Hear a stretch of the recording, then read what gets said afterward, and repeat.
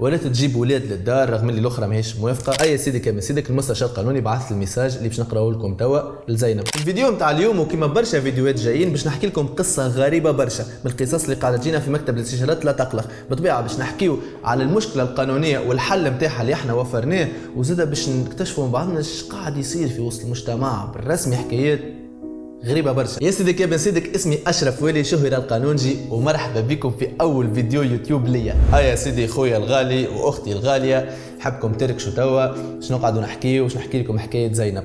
زينب هذه طفلة بعثت لنا في مكتب الاستشارات لا تقلق. بالطبيعة ما اسمهاش زينب، عرفتوا كيما في البرامج يقول لك نسميوها زينب، هي ما اسمهاش زينب. جست حبيت ناكد على السريه باش اي واحد يبعث لنا مشكلته يعرف اللي راهو ماناش نذكروا لك اسمك وباش نطلبوا الاذن منك اصلا قبل ما نحكيو اي حاجه. زينب هذه يتيمه الاب والام، وباي ذا واي ربي يرحم اباء وامهات الناس الكل اللي يتفرجوا فينا. حاجه صعيبه برشا على البشر وتنجم تبدل له برشا حاجات في شخصيته اللي بعد شي نعكسوا على تجربته في وسط الحياه. وتو نشوفوا بعدك زينب شنو اللي صار معاها، معناتها باش تعرفوا اهميه البو والام. وانت كان بحذاك بوك ولا امك، سورتو امك ترى كائن بالرسمي عاطفي برشا، راك تمشي تقول له تو كلمه مزيانه راهي باش تفرق معها على الاخر. جست هذيا معناتها جست نصيحه وبرا من عندي. زينب هذيا قاعده تعيش مع عزيزتها معناتها جدتها، بنزرت نقولوا عزيزتها، عزيزي وعزيزتي معناتها جدي وجدتي، اوكي خاطرش نجم نقولها برشا معناتها كلمه باش ندوم مصحينا شون ليكسيكال. تسكن مع عزيزتها في دار عزيزتها، وعدت بريود طويله تسكن معاها، وما عندها لا اصحاب لا معناتها ما تدورش برشا، ما عندهاش برشا خلطه، راسها راس عزيزتها كهو، ما عندهاش اكسبيرينسات برشا في الحياه، وماهيش قاريه، ما خرجت من القرايه في وقت مبكر. قعدت تعيش بريود طويله مع عزيزتها الى ان عزيزتها توفات وربي يرحمها. لهنا صارت لها حاجه ممكن برشا عباد ما يعرفوش الحاجه دي موجوده في وسط المجتمع الا ما تصير عليهم، خاطر الشده نتاعها والا الخيوبيه نتاعها ما ينجمش عبد يتخيل هي تنجم تكون موجوده في الدنيا، اللي هي وقت اللي يدوروا عليك عموماتك، يدوروا عليك عباد ما تكونش تصورهم يدوروا عليك على خاطر الفلوس. معناتها هي صار لها وقتها انه عماتها وعموماتها بصفه عامه حبوا يخرجوها من الدار، قالوا لها لازم تخرج من الدار، باش نحبوا نورثوا الدار احنا، خاطر نتاعنا الدار هذيك اش نقسموها الناس الكل، فمش علاش قاعده ساكنه فيها انت. نفكروا اللي هي يتيمه اللي ما عندهاش وين تمشي، وعندها كان الدار هذيك اللي ساكنه فيها مع عزتها، كي مات عزتها ما عادش عندها وين تسكن، وما حبوا يخرجوها، حبوا يطردوها من الدار. وركزوا على كلمه طردوها خاطر بعد باش تعرفوا معناتها الكلمه هذه كيفاش ولات تعني لها برشا الطفله هذه اللي هي زينب. طردوها من الدار فعلا، معناها قاعده تلوج على خدمه باش نجم تكري في بلاصه ولا تسكن في بلاصه. لقات خدمه في تونس في بلاصه خايبه، ما نحبش نذكر معناتها الجهات في وسط تونس باش ما نعتبرش كأني معناتها نذم في جهه على جهه اخرى، اما بلاصه ما هيش معناتها نظيفه في تونس العاصمه. سكنت فيها معناتها خدمت في اتوليه نتاع خياطه، وكريت بحذاها الاتوليه هذه. تعرفت على طفله اسمها مريم، باهي مريم هذه هي اللي باش تاخذ الاحداث الليفل اخر. مريم طفله هذه بوهما موجودين يصرفوا عليها، باعثينها تقرا، دونك كريت مع زينب باش يسكنوا بعضهم، اما واحده تقرا واحده تخدم واضحين. مريم هذه تنجم تقول اكل سبري برشا وحره برشا وتحوص برشا وكل شيء. جات عرفت زينب على الحياة هذه وحاولت تدخلها في الجو معناتها وتحاول تخرجها كل شيء. الحقيقة زينب قاعدت معناتها تشبه للريتم اللي كانت تعيش فيه، معناتها ما تخرجش برشا، ما تسهرش، ما تعملش قهاوي، اما هيك تحب مريم برشا وترى فيها كالطفلة كلي معناتها عرفتك كلي طفلة تلقاها تغزل طفل اخرى، الطفلة اللي تحب توليها هي، فهمتوا شنو كأنها قدوتها معناتها في الحياة، كيفاش ترى فيها جامحة كما نقولوا كل، اما محافظه ديما على هدوء وكل شيء، ما تحب مريم على الاخر. ومريم تعرف فيها على اصحاب جدد وكل شيء، وعرفتها ديجا على صاحبه، وجابتها بينهم ولا يسكنوا ثلاثه في الدار، وكملوا معناتها بالنسق هذا اللي هو نسق مزيان بالنسبه لزينب. اما اللي باش يصير معناتها حاجه باش توري انه بالرسمي لازمكش تنبهر بالحق، ما لازمكش ترى حاجه وتقول لك هاو هذه هي معناتها وتعلق فرحتك بها معناتها الروتين هذاك. مريم وزينب يسكنوا في ريتم مزيان وريتم كالم والوضع مستقر.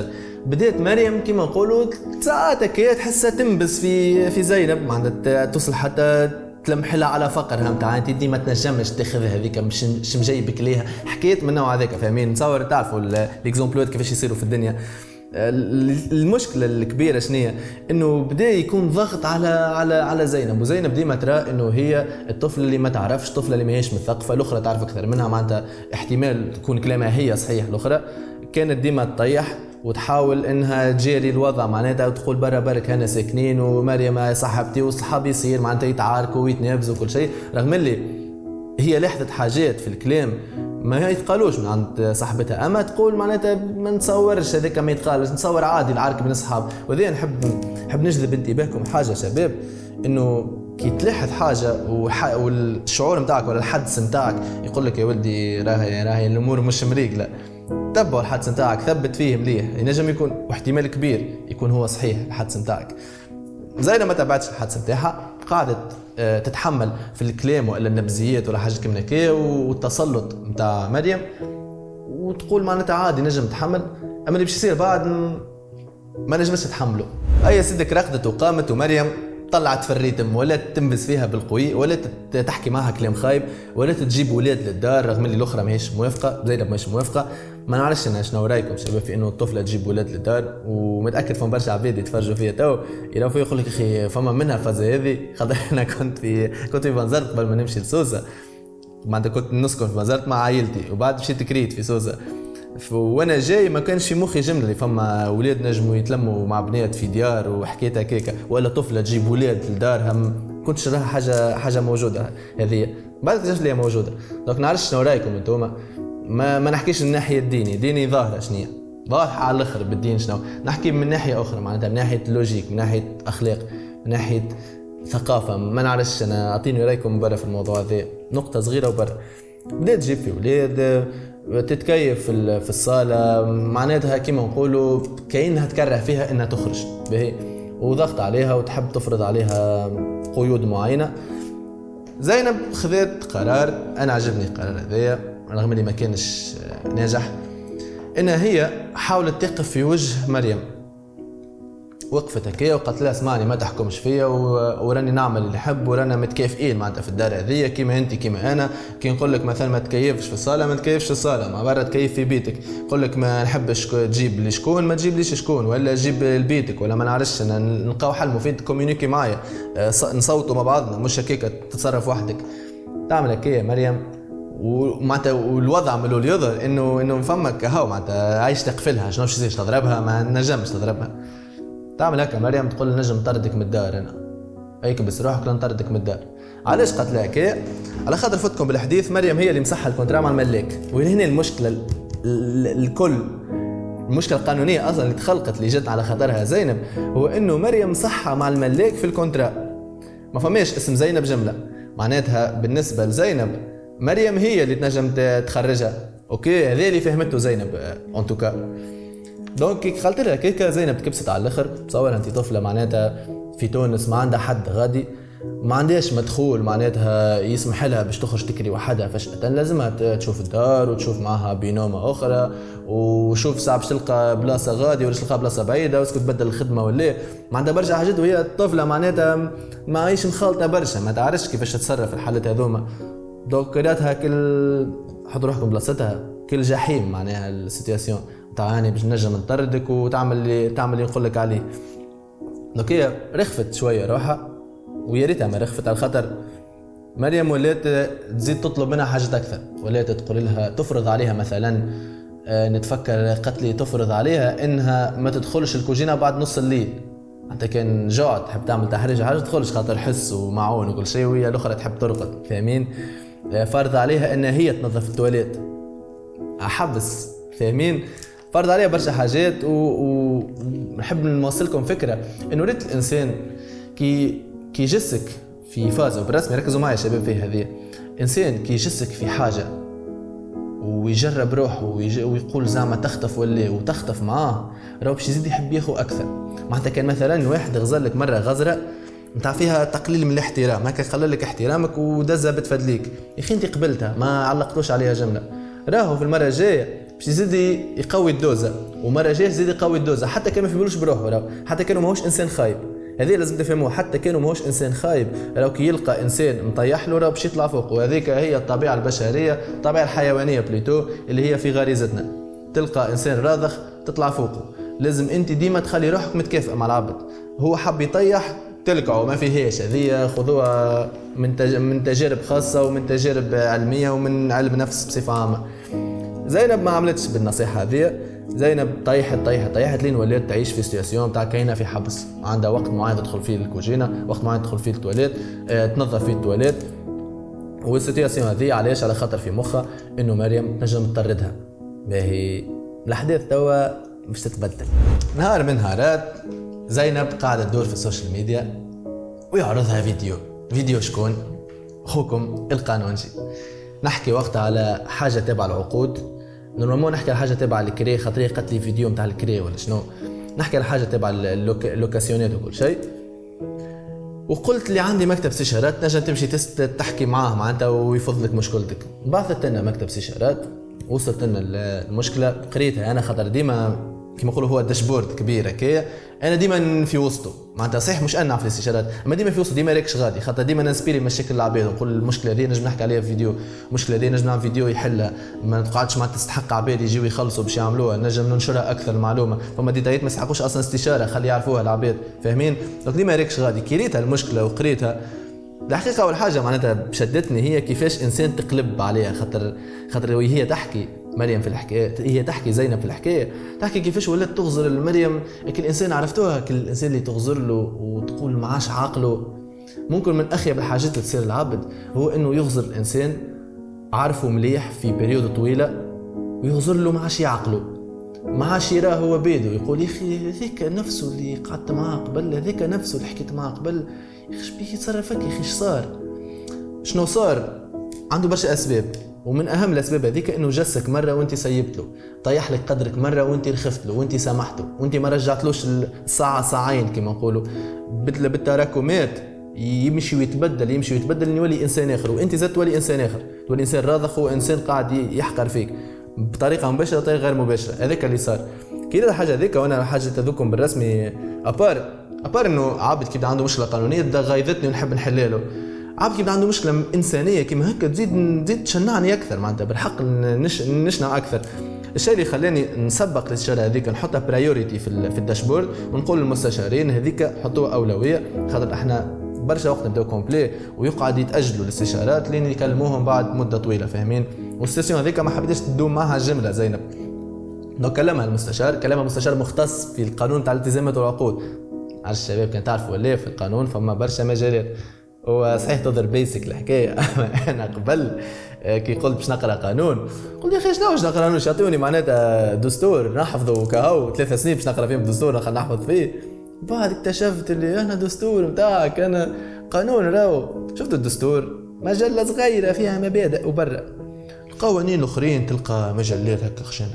ما نعرفش كان عندي هنا ولا يا سيدك. هذه مجله حقوق عينيه، هذه معناتها كيما نقولوا اللي يملكوا اراضي، اللي يملكوا كراهب، اللي ما نعرفش شنو كيفاش يكتسبوه من الحاجات هذوك. مثلا فما قانون يقول لك كي تقعد في ارض اكثر من 30 سنه وهي ماهيش محميه الارض هذيك في دفتر خانه، راك نجم تولي نتاعك، نجم بعدكش طالب تردها نتاعك. حاجه هذه موجوده في المجله هذه. الفصل هذاك معناتها برشا فصول اخرين اللي عندهم علاقه بالجو هذاك في المجله هذه. مجله اجراءات جزائيه، فما مجله اجراءات جزائيه وفما المجله الجزائيه، فما فرق بيناتهم.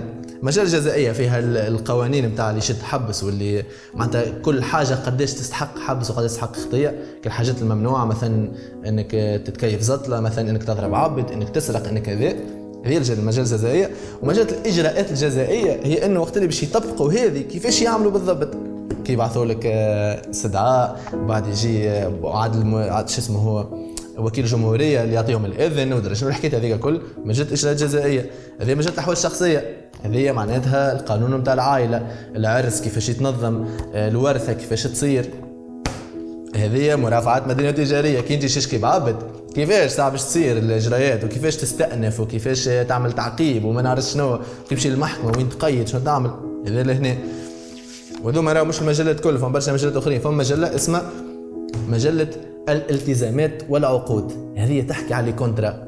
والمستشار القانوني اللي بعثته لزينب مختص في المجله هذيك على خاطر هي مصحه كونترا. وفما عقد كيراء، دونك نحكيو على مجله الالتزامات وعقود، خاطر فما عقد كيراء عقود. عقد هذاك مجموعه عقود، في المجله نتاع الالتزامات والعقود. دونك مشى للمستشار، حل السياسيون نتاعها، وشفت حتى انا معاها السياسيون هذيك وكيفاش نجموا نحلوها كل شيء. لقينا انه زينب معناتها فاهمه الحكايه بالغلط على الاخر. بون زينب ومريم فاهمينها بالغلط، وبالحق ضاع الوقت، ضاع برشا وقت في انها قاعده تضطهد زينب فيه. دونك المستشار القانوني عمل لها استشاره مليانه باهيه فاهمين. وانا تو باش نقرا لكم الملخص على الاستشاره هذيك، خاطر احنا كي نعملوا استشاره بعد نبعثوا الملخص نتاعها بالشكاكه. كان واحد نسي ديتاي ولا حاجه كي يطلب الكليون يقول لي بلي بالملخص، او الملخص نتاعها خويا. اي سيدي كامل سيدك المستشار القانوني بعث الميساج اللي باش نقراه لكم توا لزينب. بالطبيعه بعد ما كلمها وعمل مع الاستشاره هذايا كيما البونيوس معناتها ملخص الاستشاره. قال لها اولا لا يحق لزميلتك باي وجه كان طلب خروجك من المنزل لانتفاء صفتها في هذا الطلب. ايش معناتها انتفاء صفتها؟ معناتها هي ما عندهاش الصفه اللي تخليها تقول لك اخرج. شكون اللي عنده الصفه؟ هو الملاك، وهي ماهيش تملكها الدار. باهي حتى لو كان عقد الكراء ممضى مع المالكه باسمها. هذه النقطه اللي قلت لكم عليها، معناتها هي صحت مع المالكه، حتى كان هي صحت مع المالكه ما يخليهاش نجم تقول لعبد اخر يخرج. علاش؟ باعتبار انها متقاسمه اعباء الكراء معهم. معناتها كان جات هي مثلا مصحه الكونترا وتخلص هي في الكرا والاخرى جاتها قاعده بحذاها، نجم تطردها خاطر بريتو دارها خاطر كريتها، اما هي متقاسمه الكرا. دونك اوتوماتيكمون مما يجعلكم كلكم على وجه سواء. معناتها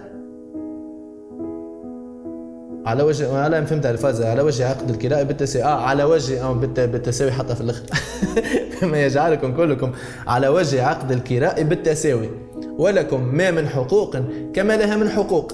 مادامكم تخلصوا كلكم عندكم نفس الحقوق. عندها حتى فازة كوجينة وفازة نعرف شنو وتواليت تنظفها انت وكل، نجمش تفرض عليها حتى شيء. باهي خاطر هي تخلص معها. ثانيا اسمه تو كيفاش المستشار قاعد يجتهد تو يحب يعمل الكونتراتاك. ثانيا ان علة ابرام عقد الكراء مع المالكة بالعكس يضر بها اكثر مما ينفعها. قال لها معناتها هي اللي مصحة مع الملاكة حاجة تضر هذه مش حتى تنفعها، وذلك لأنها هي التي تتحمل أي شيء يحصل للمنزل من تكسير، وهي التي تجابه قانونيا بذلك. معناتها مش حاب أفسر لكم، معناتها كي تصير حاجة تضر الدار وزينب مثلا ما تستعرفش، مثلا زينب قالت لها نظف التواليت، هاي التواليت تشد بيوش وتكسرها التواليت، تقول شو عملت؟ تقول أنا خارجة من الدار وقعت فيها. في الكاه هذية الملاكة كي تجي تقول لها ايش التواليت مكسرة، تقول راني سكنت معي شكون يا ابدي، انا سكنت معك، انا صحت لك لك انت، ما صارف حتى حد داخل، صحت لك انت تقول لي التواليت كيش تتصلح. فاهمين؟ نوصل معناتها مشكله عليها هي هذه. كان قالت لها زي ما ريت كبست. باهي. ثالثا مستشار زالي انتفاء صفتها كمالكه للشقه لمطالبتك بالخروج، إذ أنا وحتى مالكة الشقة لا يمكنها مطالبتك بالخروج. أنا عندي جماعة ما مش نورمال. قبل انتهاء العقد، معناتها أنت عندك كونترا قبل ما يوفى أصلا ما عندش حق الخروج حتى الملاكة بيدها، أو حتى لو طلبت ذلك فيجب أولا إعلامك عن طريق عدل المنفذ وإمهالك مهلة 3 أشهر. غنفسرلكم اش معناتها عدل المنفذ، خاطر العباد يخافوا يقول لك عدل المنفذ جهة الدار. عدل المنفذ هو عبارة ميساج، عبارة بعثت العبد ميساج ولا قتلوا بالكلام، أما فما شكون شهد عليكم، واللي شهد عليكم هذا هو إنسان تثق فيه المحكمة على الآخر اللي هو عدل المنفذ. معناتها أنا كي باش نقول لك مثلا راك ما خلصتنيش، مثلا مش راني ما خلصتنيش، مثلا أنت باش تخلصني في أجل معين، باهي، وانا القانون يقول لازم ننبهك ونقول لك يا ولدي خلصني، نذكرك، معناها خلينا نسميه نذكرك، نقول لك يا ولدي خلصني، وكان انت ما خلصتيش بعد ما ذكرتك مثلا بجمعه نجم نشكي بيك وتولي تخلص مثلا انت خطيه. باهي انا كي باش نشكي بيك يجيني القاضي يقول لي يا اخي نبهت وانت قبل ذكرته، قبل قول له ذكرته بعث له ميساج هاك، قول لي لا ما نستعرفلكش بيا الميساج هذاك، نجم يكون مفبرك نجم يكون نعرفش ما نستعرفش، نقول له دي كلمته في التليفون لا ما نستعرفلكش. كي نقول له بعث له عدل المنفذ، العدل المنفذ ده عمل تقرير يقول مشيت له وقلت له خلص، القاضي وقت يقول هاي بالرسمي ذكرته صحيح كلامك، هاو عندي الدوسي محطوط، هاو عدل المنفذ بعث لي تقرير. هذاك شنو معناتها عدل المنفذ. دونك الملاكه كي تحب تخرج طفله ولا طفل من الدار مداحه لازم تعلمها بعد المنفذ، مش هكاك القاضي يرى انه بالرسمي علمتها مش تبعث لها ميساج. باهي. والحاجه اللي تنفعكم على خاطر كي باش تقول للملاك لازم تبعث لي عند المنفذ باش يبخل ويقول لك شنو قاعد 100 دينار انت باش نخلص عند المنفذ باش يعلمك. هي برا كملهم وزيد تقعد 3 شهور بعد ما نعلمك، خاطر بعد ما يعلمك بعد المنفذ عندك حق في 3 شهور وتختلف. راهو نجم تكون 3 شهور نجم تكون 6 شهور. كتب البلاصه اللي انت فيها، مثلا انت كيري نقولوا احنا كيري في اعطيوني بلاصه هكا كري فيها صعيبه على الاخر يا سيدك، جاردان كارتاج زعما نقولوا سونتر فيل، وسط السونتر فيل مليانه على الاخر، شارع حبيب بورقيبه.